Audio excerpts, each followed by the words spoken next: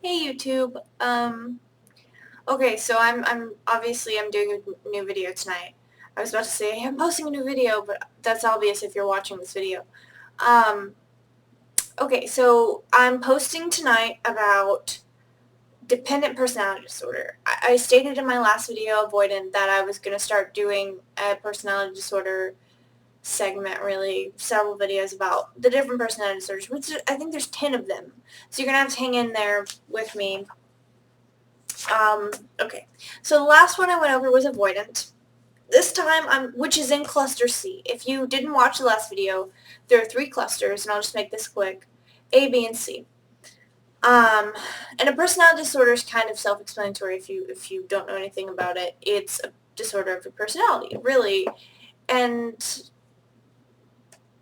yeah. The difference between a personality disorder and having traits of one, however, I stated this in my last video as well, but I'll go over it now just in case. The difference between that is, for someone with a personality disorder, the traits of such is enduring, very pervasive. It basically rules your life. For instance, um, the avoidant might skip work or school or whatever they go to at the time because they avoid people. In that, it's not that they don't, they don't care about work or school. They very, very, very much do, but because of their personality disorder, it rules them, really, because they feel like this is necessary in their life because of anxiety. And that's actually what I was going to go over with the A, B, and C, the clusters. I won't go over A and B just yet because I'll have other videos to do that. But cluster C is, it includes the 3 personality disorders: avoidant, dependent, and obsessive compulsive personality disorder. Yeah. These 3 disorders are the ones that seem anxious and fearful. Um, so these are the 3 that really, they seem to really kind of be lost without a certain way. And that's really hard to describe. I don't think I really portrayed that right. But keep in mind that if you believe that you have a personality disorder, please try and make the distinction between having a personality disorder and having traits of such, because it's one thing to have a trait and then just blow it way out of proportion and think that it rules your life. And then it's another to actually be distressed and concerned about yourself, because it's not an excuse either. Don't ever use any of what I say or anything that you find out as an excuse to behave a certain way, because I'm posting these videos, and I want to make this clear, I'm posting these videos to reassure those who are unsure, to educate those who really don't know about much about these things, psychological matters, really, and to put things into perspective for the most part, and to just help anybody who has any questions, who needs any help with anything, but not to diagnose. I can't diagnose you. I'm not a doctor, and I can't tell you whether you absolutely do or do not have something. You have to go to a doctor for that. Anyway, I'll move on. So, dependent personality disorder is part of cluster C. They, people with dependent personality disorder are those who are very clingy and submissive. They're characterized as such, and they subject others to this kind of behavior, to their submissive and clingy, and they also are very fearful of abandonment or separation of any kind, really. It usually begins by early adulthood, and it's present in a variety of contexts. So I'm going to list 8 of the traits of which the disorder is present. Sorry, I just got off work, so I'm really tired. It's like 12:30 in the morning, obviously. Anyway, all right, so to be really diagnosable, sorry, my voice just cracked. To be diagnosable, you have to have 5 or more of these 8 traits, and they have to be pretty significant in your life. So, number 1, an individual with DPD has difficulty making everyday decisions with an excessive amount of advice and reassurance from others. By the way, I'm pulling this right out of the DSM-4. So the DSM-4 is the actual Diagnostic and Statistical Manual of Mental Disorders of the Psychiatric Association. So real psychologists and psychiatrists use this manual.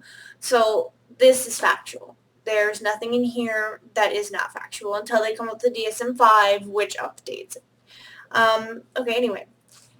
Difficulty making decisions without others' advice. That's pretty self-explanatory. That would be the person that...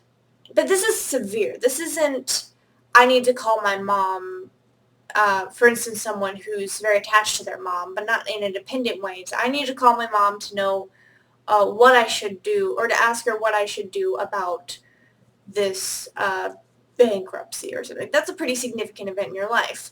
But people with DPD would call anybody, a friend, for instance, just a close friend, and say, hey, oh my gosh, it says it might rain. Should I bring an umbrella? I don't know if I should. I really don't. They ask, they need to be reassured, and they need advice from others. They feel like they do. They don't actually do because they're capable, but they feel like they do, and it keeps them from really being able to make decisions on their own. Number 2, needs others to assume responsibility for most major areas of his or her life. So this would basically be the 40-year-old still living with his parents, for reasons of feeling inadequate in being able to take care of themselves. So, and a lot of the times I think it comes from, I won't say a lot of the time, but some of the time it comes from overprotective parents. Those parents that protect their kid to a point to where they don't give their kids the freedom to take care of themselves because they want to do it all for them. And that's, that doesn't lead to good things.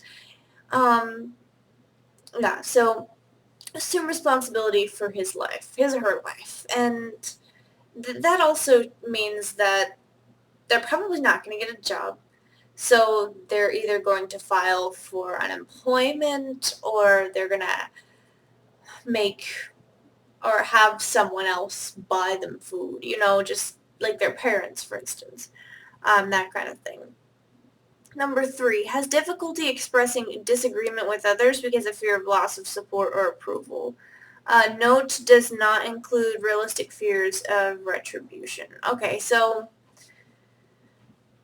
yeah, so they'll basically agree with anything that you say because they are so insecure about themselves that they need everybody else to secure them. They need everybody else to reassure them of what they're doing is right, or what they think is right, or what they need to do is right. And if it's not, then they need to be told what to do, and they'll take that guidance right then and there. It's like, oh, okay, I'm doing it wrong. Okay, well, let me do it right. It's a fear, really, anxiety. 4, has difficulty initiating projects or doing things on his or her own because of lack of self-confidence and judgment or abilities rather than a lack of motivation or energy. And that has to be, that distinction is important. If you feel like, I don't want to start this project, or if you're in school, for instance, and high school, college, whatever you're in, you have to do a project. You may not take initiative, and you might say, hey, can you get it starting? Can you get the ball rolling? Or you may not even ask because you don't want that disapproval. Because that's, you just feel like the distinction here says lack of self-confidence in judgment or abilities rather than the motivation or energy. So it's not that you're not motivated or you're depressed in a sense, but you just your self-esteem is very low and you feel like you're inadequate. That's really what it stems from. Number 5, goes to excessive lengths to obtain um, nurturance. I said that right the first time. I don't know why I thought I said it wrong. And support from others to the point of volunteering to do things that are unpleasant. These are the people that will agree to anything even though you can tell that they don't want to do it. And not to the point where like, God, fine. Because those are those people. But these kind of people, well, they may openly state one day, I hate swimming. Swimming freaks me out. And you, for instance, if you're kind of manipulative and you want to kind of test them, because you've noticed patterns of um, them not being able to disagree with you, and it's strange, and people catch on to that pretty quickly sometimes if you're observant and you really listen to other people. It's easy to catch on to that kind of thing. So you say, hey, you want to come swimming with my friends and I? Or my friends and me, rather? And they go, yeah, sure. Yeah, that sounds like a lot of fun. That's great. That sounds really... That doesn't sound like they really want to, but they're agreeing to it, even though they really, really, really don't want to, because they don't want that disapproval. They are dependent on others. They need others' approval, they need others' advice, attention, everything. They are absolutely dependent. The next one, feels uncomfortable or helpless when alone because of exaggerated fears of being unable to care for himself or herself. This doesn't really go under fear of being alone, as in, I take this as being alone physically, like in a room alone, as well as emotionally, if that makes sense. They feel uncomfortable being in a room alone, as well as being uncomfortable alone in life, as in living alone. No partner, no friend, no roommate to live with, just themselves. Or no relationship, because that plays a big role in the dependent. So they feel helpless and uncomfortable. They are very anxious about it, really.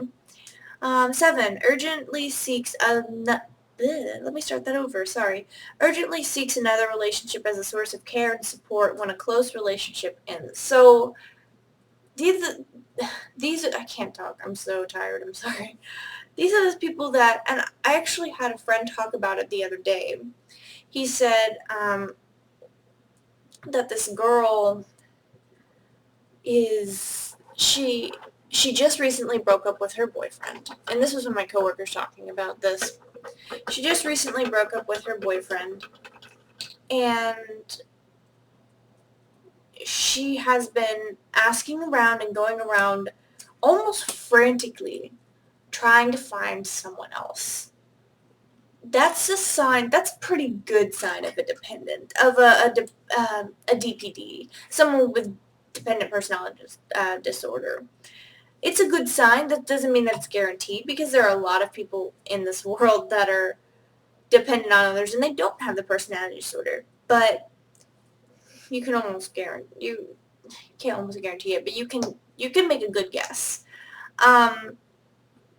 Yeah, so then the last one is unrealistically preoccupied with fears of being left to take care of himself or herself. So this goes back to feels uncomfortable and helpless when alone because of feeling like they can't take care of themselves.